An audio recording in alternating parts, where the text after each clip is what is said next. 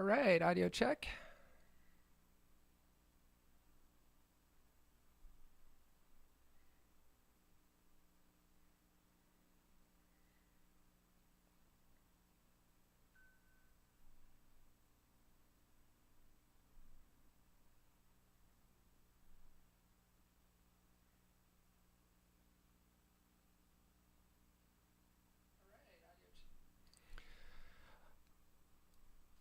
Okay, so welcome everyone to Night TV Live, the first live broadcast of Night TV. I really appreciate everyone joining. We have a lot of viewers today, a lot more than I thought I'd honestly, a lot more than I thought I'd get. So, if you don't know who I am Alissa Knight. I am a recovering hacker of 20 years. I have been doing this for quite a long time. Typical Hollywood story. Hacked into a government network when I was 17, got caught, was arrested for it, and the charges were dropped based on a technicality, and ended up working for the US government in cyber warfare. So I am a serial entrepreneur. I've started and sold two previous startups, and I'm on my third. I sold my first company when I was 17. I started it when I was 17 and sold it when I was 20, and sold my second startup when I was 27. So obviously within the cybersecurity space. So why are we here today? What is the purpose of this? So this episode is around a topic that I hold near and dear to my heart, which is on network segmentation and microsegmentation. So I'm working with a client right now, full disclosure, it's Unisys, and they have a product called Unisys Stealth. And Stealth is a microsegmentation product, or otherwise referred to as a software-defined perimeter. And I'm going to talk a little bit about that today. And I know that we have some folks probably in the audience who have no idea what network segmentation is, have no idea what microsegmentation is. So we're going to talk about that. And I'm also going to answer some questions from the people in the audience. So you guys will have an opportunity to ask me questions as it relates to network segmentation, or really any question that you have at all. All right, so that is me. I am a cybersecurity influencer meets hacker meets content creator. So I am a senior analyst for an analyst firm called IT Group. And what I do is vendors come to me and say, "Hey, Alissa, we have this product and we would like you to write a paper on it, or we'd like you to create a video, or we would like you to go on the road and talk about this at cybersecurity conferences." So let me give you an example. So a company called SentinelOne, amazing sauce, amazing balls company, of course. They are coming out with a security product for IoT security to secure your IoT devices. And I said, so they gave me this, "Alyssa, we'd like you to write a paper on this." And I'm thinking, well, what's the most effective way to demonstrate the efficacy of an IoT security product? And I thought, well, it secures IoT devices. So what if I were to pull my car up into the parking lot of a bank, hack the bank through its CCTV cameras in the parking lot, and then write a paper on it? Of course, the bank was involved in this, and that's exactly what happened. So so it worked, and the paper is going to be amazeballs, and it gets published here soon. I think it's actually getting published in the December timeframe, so keep an eye out for that. And so that's what I do. Vendors want me to talk about their product because of the influence I have in the cybersecurity space. All right, so let's get on with the show. All right. So we're going to be talking about, again, segmentation versus microsegmentation. And one of the things that I want to do is really explain the fact that they really are completely different things. I've heard people call microsegmentation segmentation and segmentation microsegmentation. Please understand this. These are two completely different concepts, right? So, we will talk about that today. And I'm also even going to talk about SDN, or software defined networking, and explain the differences with it as well. So, again, they are not mutually exclusive as well. So, you can actually have segmentation versus, you can have both segmentation and microsegmentation. So, they are not mutually exclusive. One of the things that I do want to say is I think people can wrap their head around something when there's an analogy around it, right? So I like to teach through analogies. Uh, a lot of you probably remember the Target breach, right? You guys remember that? It was millions of consumers were affected, millions of credit cards were compromised. It involved the implementation of point of sale malware. And one of the big fails with Target in that breach was the fact that the point of sale systems were reachable from parts of the network that they shouldn't have been reachable from. So now there were other idiosyncratic issues and differences there that affected this, but again, I just want to make it clear. Basically, the network was flat. From the HVAC systems, from other parts of the network, you could reach the point of sale systems. So it was a totally flat network. Let me give you another example. The bank that was breached, right? So I breached the bank, pivoted to the internal network through the NVR CCTV cameras. So the reason why I was able to do that was because the CCTV cameras were on the same network as the internal network of the other systems. So it was one flat network. The idea of segmentation is that in segmentation, you are breaking the network apart and putting like devices and like users in their own little sort of silos, right? So you have an HR network segment, or, your refrigerators will go on one segment and your point of sale systems will go on another segment. That's segmentation. Microsegmentation is, instead of a macro view of that network, really, breaking those up into silos, microsegmentation is basically clustering or creating communities of assets and users based on identity versus IP address. And so we will talk about that now. All right. So one of the things that I wanted to do was talk about SDN for a moment. So SDN, or software defined networking, is sort of this new world we're in now, right? So before SDN, before the network was virtualized, everything really was the network management or control plane and the traffic flow or data plane were together, right? So it was a combination of software and hardware, and networks would have this control device, this network control device. All right. So SDN basically decouples those things, right? It allows you to basically do things, basically virtualize the network, right? You're taking what was once being done at the hardware level or done in hardware, and you're virtualizing it.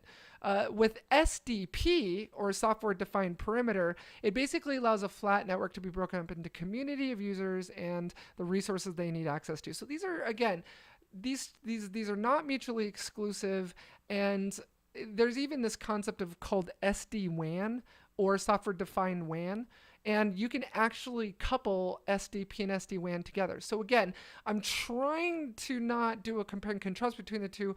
It's really more of the purpose of saying that these are two completely different concepts.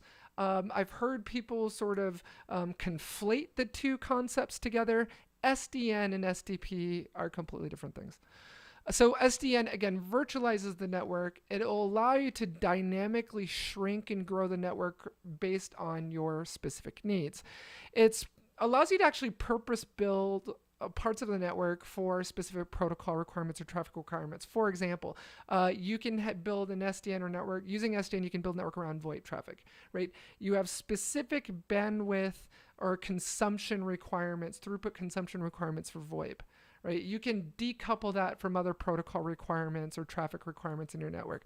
All of this is a lot easier from a single pane of glass within SDN. With SDP, again, on the network side, you're creating communities of users in what's the word I'm looking for? In Unisys security speak, which is their product is called Stealth Core. So with Stealth, the what they refer to this as communities of interest or COIs, right? So communities are made up of users and these endpoints. It's identity based versus IP based, whereas with SDP or microsegmentation and segmentation, in segmentation it's very IP based. It's very, the address of the node or address of the endpoint is what's called into play here. With identity based within SDP or microsegmentation, because it's identity based, it allows you to create this sort of need to know access for users. So just because I, as an employee of McDonald's, for example, just because I am an employee of McDonald's doesn't necessarily mean that I need access to the Big Mac recipe, right? So it's based on this concept of zero trust. So many of you have probably heard of that term before, or ZT, where you don't trust the users, you don't trust the devices, you don't trust. Basically, everything is authenticated and authorized. So with microsegmentation, you can actually do authorization, where just because you have authentication and I can authenticate with the network as a user, that doesn't necessarily mean I'm authorized to access it. Okay, so with SDP, you can also create these rules around specific ports and protocols for these communities and what users have access to. For example, just because I deserve or need access to to specific data within the system, that doesn't mean I need access to every service and protocol on that server. So maybe I just need access to IIS or Apache, which is running on port 443. I don't necessarily need to be able to RDP to that machine or SSH to that machine. With microsegmentation, you can also limit that down to ports and protocols. Now, a lot of you, there may be some trolls in the audience, which is quite possible. There may be some trolls who are saying, you know what, Alissa, you can do port and protocol filtering rules with VACLs and with firewall rules with segmentation. It's not so different from microsegmentation. Yes, you can do that. But I'm just making a point that within these communities of interest, you can actually create these sort of rules, these same kind of rules between communities and their endpoints.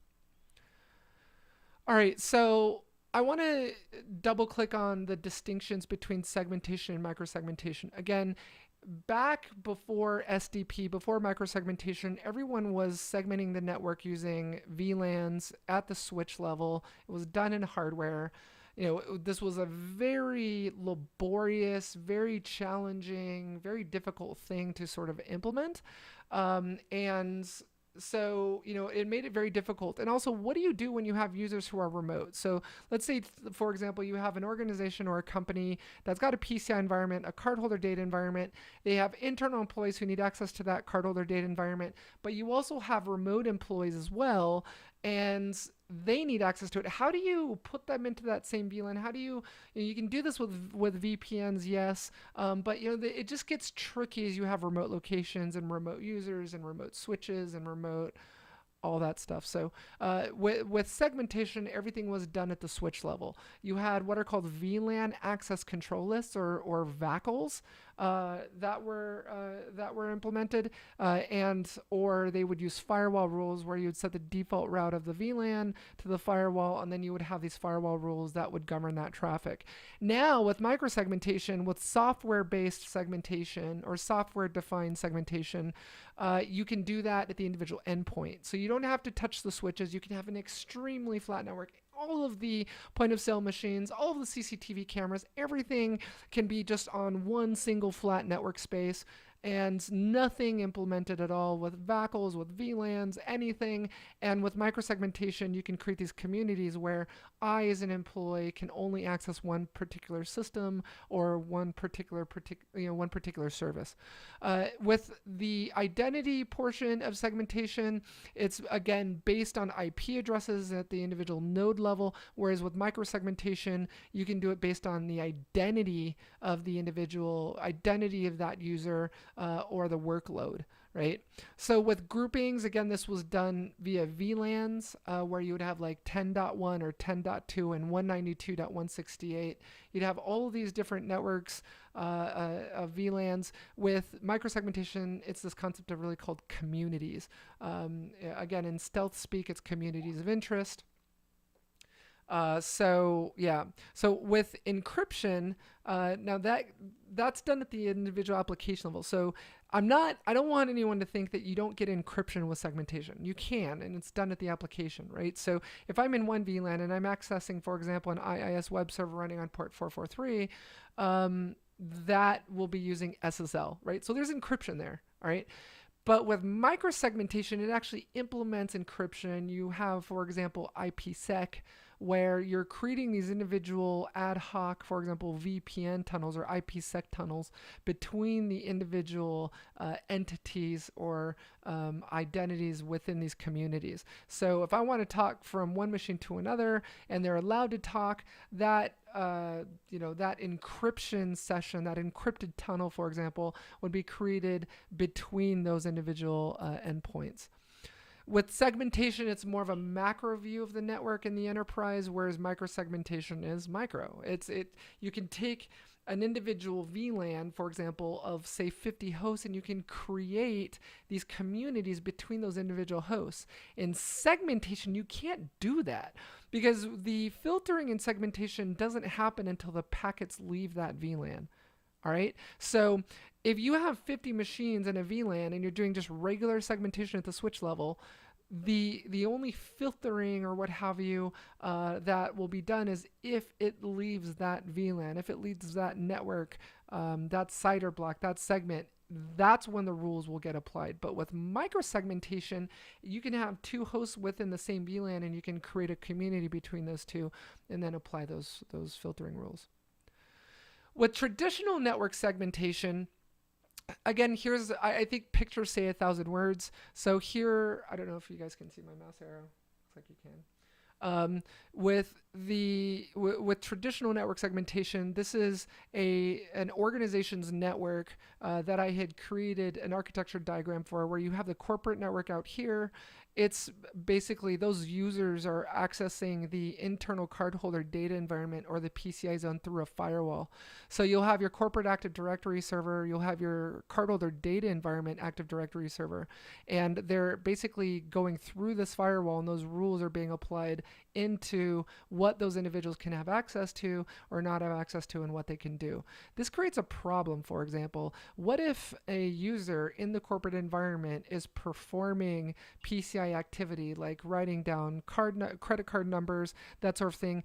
They may be RDPing into a machine here in the PCI zone to do that, but you still, if you're using, for example, RDP, that's not encrypted.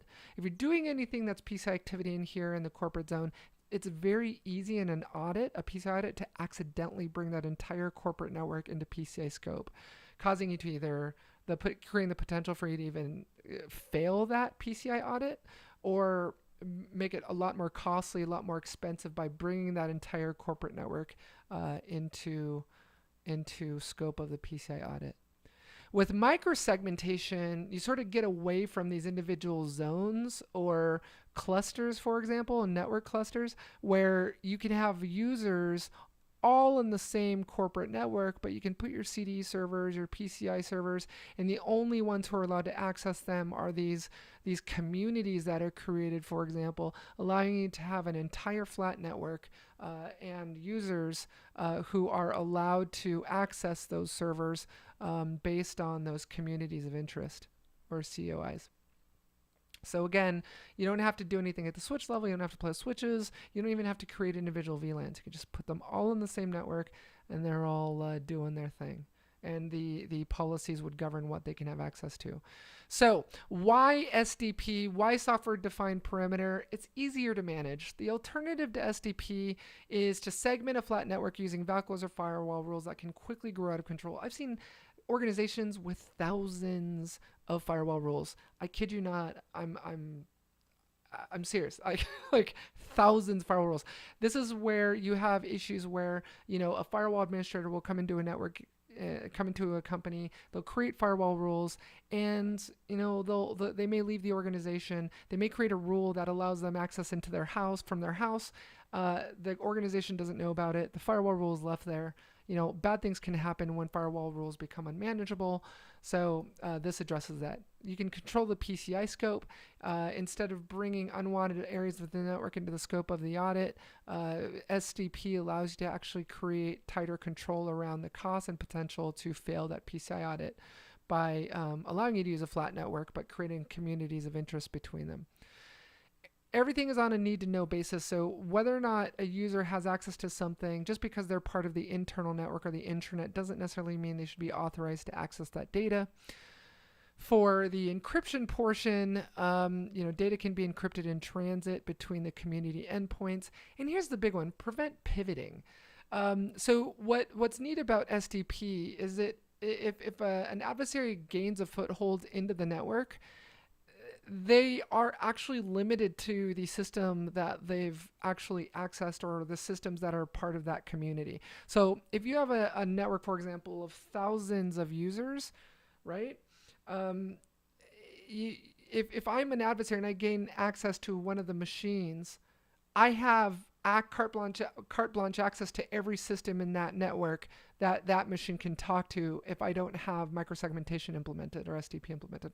If I have it implemented, I'm only limited to pivoting to the machines that machine can talk to. The rest of the network is blackened or darkened out. So again, it prevents pivoting and adversaries from moving around to other machines on the network. Here are your options for SDP. I personally recommend Unisys Stealth. That's what I've used. I've played with it. It does exactly what Unisys says it does. Take a look at it, demo it, contact them. I'm definitely drunk on their Kool-Aid. They're doing some cool things over there. Another option is Illumio, and you also have companies like Tufin. So that is it for the slide deck. We are going to go ahead and go into Q&A in the last few minutes of this live broadcast. So go ahead and submit your questions if you have any. Yeah, I've got a few questions coming in from LinkedIn. We have some questions coming in from Facebook. Give me a moment here while I read these questions.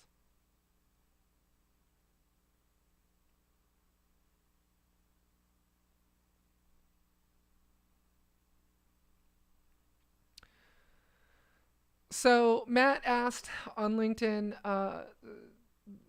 whether or not we're talking, so in talking about virtualizing the network, I think you're referring to SDN there. I don't know if you're referring to SDN or SDP. Are you talking about ACLs with VLANs or going as far as VRF separation, particularly for combating lateral movement from that security system? Yeah, so I'm having trouble. I need some clarity around that question. I'm trying to figure out if you're talking about segmentation or microsegmentation. One thing I can clarify is that with segmentation, so again, virtualizing is SDN. That's a separate conversation. So there's traditional networking, and then there's SDN, which virtualizes that. With SDP, with microsegmentation and segmentation, in segmentation you're using ACLs or VACLs, VLAN access control lists, which is what I think you're referring to there. That's for egress traffic leaving the VLAN. So if I'm on one VLAN and I want to talk to another VLAN, those VACLs, or in many cases a company will set a default route to the firewall and let the firewall handle it instead of having pages of VACLs that become unmanageable. Basically, yeah, so it's gonna apply filtering to the traffic that's leaving that VLAN, that specific VLAN. With microsegmentation, you can implement access controls or rules based on policy between individual endpoints. So you could have multiple endpoints in the same VLAN, and unlike segmentation where you can't do this, with microsegmentation, you can actually create filtering rules between those endpoints within the same VLAN, within that same network.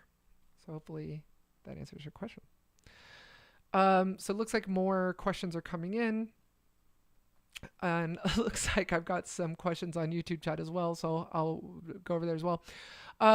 What kind of friction can we expect when implementing an SDP solution? That's a good question. I'm one thing that I really hated about vendors. probably shouldn't say it. Let me say that a different way. One of the things that rubs me wrong about some vendors is they'll talk about friction regarding the user, but I'm a big supporter and proponent of the admin, right? So I like to talk about, what sort of friction, there is for the admin. So this is a great question. Yeah, like with many things, sorry, I'm like getting distracted by the questions coming. So with many things, when you're changing your network infrastructure, your environment, even though you're using software now instead of doing this at the switch level, just be careful. Obviously do this during change windows. Go through the proper change management process. Definitely do it within lab environment first. I would talk to some of the folks at the SDP solution you're looking at. Like, for example, if you're talking to Unisys Security about stealth, a lot of the vendors now, especially with things being distributed in different ways now, whereas instead of pizza boxes, when you pizza boxes, it's being distributed as containers or what have you. It definitely simplifies the implementation process. But creating your policies, I think rolling the agent out is going to be like, we're talking probably a day or less than a day, right? It's so easy to push agents out. With microsegmentation, it's an agent-based architecture, right? But with other solutions, right? So once you push that out, as with many solutions, it's all about the policy tuning, getting the policies right, making sure the policies, are doing what they're supposed to do. So I think more of your time is going to be spent around policies. I don't know, maybe like a week, 2 weeks at the most. So it depends on also the size of your environment. Next question, will I be publishing a report on the SDP market and my review of the different solutions available? Yes. I am actually in the process of writing that right now. So there are a lot of really cool cats out there in the market in the SDP space. I'm always telling people we're at a very exciting time in cybersecurity right now. I've been doing this for 20 years, and we're at a really exciting time at the moment. There's a lot of new products being created in the space right now: breach and attack simulation, security analytics, discussions around whether or not SIM is dead, and are we moving now towards security analytics with data lakes. Just there's a lot of change happening and entropy happening within the industry. And I want to cover the SDP space. A market report will be coming out this year, definitely before December 31st, on the SDP market. I want you all, boys and girls, to know about whether the options that are available to you out there, and going from there. All right, I know we're running down to the last minute here. What's the most common use case I've seen implemented with SDP? I would say it was during my consulting in PCI. Organizations are really struggling to limit the scope of their PCI environment. It's really expensive to have scope creep within PCI. The accidental viral inclusion of the entire enterprise or user environment within the corporate environment because somebody's doing PCI activity at their workstation can be incredibly expensive and cause the organization to fail their PCI audit. So I think the answer to that is definitely going to be more on the PCI side. Would SDP have prevented your CCTV camera hack of the bank? Yes, I want to talk about this for a minute. This is a great question. So I will be releasing that report soon under Sentinel-1. Would SDP have prevented this? Yes, most definitely. I would have been able to still achieve a foothold on the camera or the NVR, but if SDP was implemented, it would have been those situations where I was limited to just the community that the camera was a part of or the NVR was a part of. So it wouldn't have allowed me to pivot into the internal network of the bank and have more fun. So that wraps it up for this live episode of Night TV.